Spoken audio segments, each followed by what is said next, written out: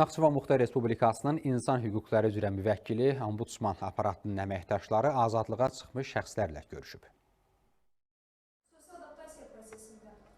Görüşün əsas məqsədi cəza çəkmə müəssisələrindən azad edilən şəxslərin cəmiyyətə inteqrasiyası, onların sosial müdafiəsinin gücləndirilməsi və hüquqlarının təmin olunması istiqamətində mövcud vəziyyətin öyrənilməsi olub. Tədbirdə çıxış edənlər bildiriblər ki, azadlığa buraxılan şəxslərin yenidən cəmiyyətə uyğunlaşması mühüm sosial məsələdir və bu istiqamətdə dövlət qurumları ilə birgə tədbirlər davam etdirilir.